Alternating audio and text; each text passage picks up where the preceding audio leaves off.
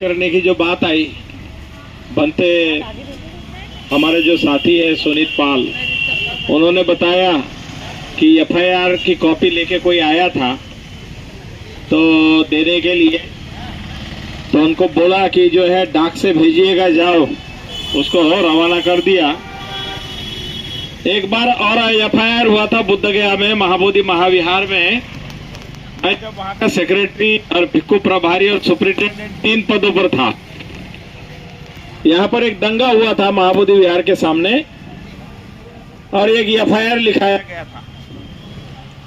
उस समय महाबोधि विहार छोड़कर के गया में मैं रुका हुआ था और हमारे कुछ बनते लोग, करुणा सदन नाम की हमने 11 कमरे का एक गेस्ट हाउस बनाया हुआ था महाबोधि विहार का जो ऑफिस है वहां पर। उसमें हमारे साथी लोगों में तमाम बनते लोग कमरे में बंद थे। 4-5 दिन तक के वहां धरना प्रदर्शन कर रहे थे, भूख हड़ताल कर रहे थे। तो पुलिस ने एफआईआर दर्ज किया। उसमें क्या लिखा था, 1 गैलन तेल माने 5 लीटर तेल, 1 माचिस, 1 छुरी। तो हमने कहा कि अच्छा एफआईआर लिखा है इसने, इतने लोग आत्मदाह 5 लीटर में हो जाएगा। हंस के भाई एफआईआर जो है चुपचाप से रफा दफा कर लिया। तो ऐसे एफआईआर तो हम करेंगे, क्योंकि आधी रात में सामान उठा के ले गया, झोले उठा के ले गए, पैसा उठा के ले गया और चेकअप कराने के नाम पे, स्वास्थ्य जांच कराने के नाम पे महिला जो हमारी भिक्षुनी है उसको उठा करके कमर में हाथ डाल करके और जबरन एम्बुलेंस में लादा। एफआईआर तो हम करेंगे और जो तीनों बड़े अफसर है ना उनको सस्पेंड करा के रहेंगे।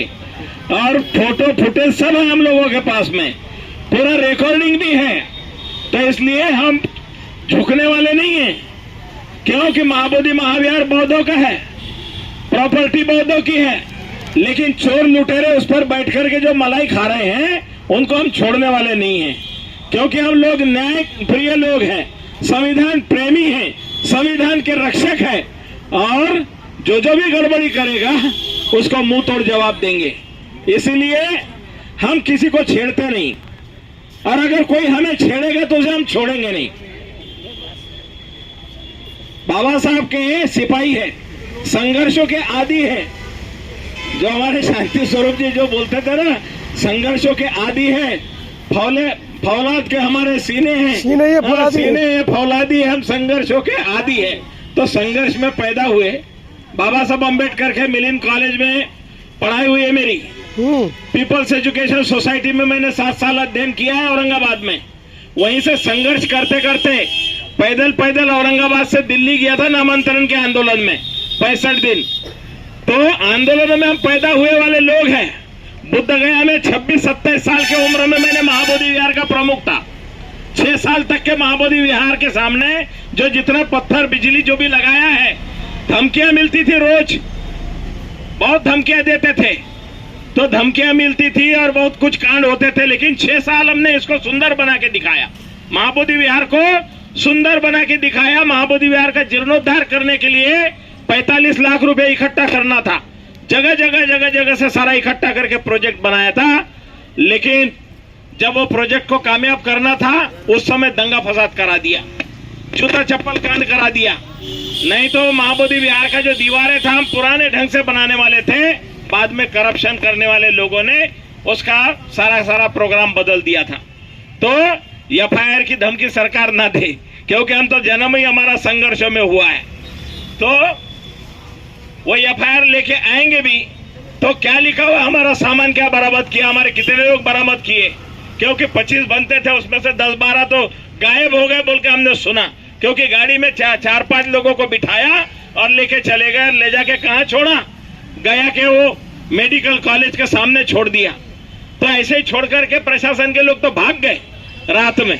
तो इसलिए एफआईआर हम करेंगे और बहुत जम करके करेंगे और वसूली भी करेंगे, क्योंकि वो हमारे झोले झंडे में जो रुपया पैसा था, सामान था, उसका भी हिसाब मांगेंगे। जो एक ब्लैक बोर्ड था, व्हाइट बोर्ड जिसके ऊपर में हमारे जो सनोज जो है पढ़ाते थे, वो व्हाइट बोर्ड गायब है। वहां पर जो बैनर लगे थे उनमें बैनर गायब है। उसमें जो कुछ सामान रखा हुआ था हमारा, वो गायब है, क्योंकि रात में सोते समय कोई बरामद भी नहीं, कोई लिखा पढ़ी नहीं हुई कि कितने लोगों को ले जा रहे हैं, क्या सामान ले जा रहे हैं, क्या सामान छोड़ा है, क्या वहाँ सिपाही बैठा है, कौन चौकीदारी दे रहा है, कौन ड्यूटी दे रहा है। बाद में वो लोग वहाँ हैं तो हमारे सुपुर्द कितने लोगों को किया, कोई लिखा पढ़ी की है, कुछ नहीं किया, पूरा बेईमानी है, करप्शन है, भ्रष्टाचार है। और इस भ्रष्टाचार का हम पर्दाफाश करेंगे, छोड़ेंगे नहीं, क्योंकि ये सामाजिक न्याय की भूमि कहते थे ना लालू जी, नीतीश कुमार सुशासन बाबू, तो सुशासन बाबू उनके सुशासन में अगर ऐसे होता है तो भ्रष्ट अधिकारियों ने अगर कुछ किया है बौद्ध भिक्षुओं के साथ तो उनका जवाब जरूर उनको देना पड़ेगा। और ये कोई लोकल की बात नहीं है, अंतर्राष्ट्रीय बात है, क्योंकि हम लोग अंतर्राष्ट्रीय हैं। लंका में, थाई में, बर्मा में 4-4, 3-3 साल रहा हूं मैं, तो इसलिए ये बाहर सारे इंग्लैंड वगैरह में भी रहा हूं मैं। हमारे तमाम दुनिया के लोग हमारे साथ जुड़े हुए हैं, क्योंकि तथागत बुद्ध की वजह से, बाबा साहब अम्बेडकर की वजह से हम लोग अंतर्राष्ट्रीय स्तर पे काम करते हैं। तो इसलिए इतना कमजोर ना समझे। तो इसलिए तमाम जितने भी साथी सहयोगी, जो भी बुद्ध, फुले, शाहू, अम्बेडकर, रैदास, नानक, दादू, कबीर के मानने वाले लोग, समानता की बात करने वाले, ये संघर्ष है समानता और विषमता का। जो समानता का संग्राम है बुद्ध का धम्म है, जो समान संस्कृति है ये समानता की संस्कृति है। वमन संस्कृति जो है, जो विदेशी संस्कृति है, लूटपाट की संस्कृति है, आत्मा परमात्मा के नाम पर लोगों की जेब काटने की संस्कृति है, स्वर्ग में भेजने के नाम पर लोगों के गले काटने की संस्कृति है।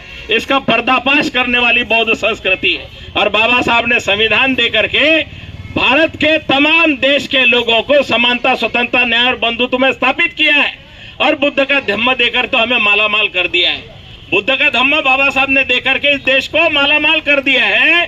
और हमें अपने पुरखों से, हमारी विरासत से, हमारी बौद्ध गुफाओं से, शिलालेखों से 84,000 सम्राट अशोक की विरासत जो जहां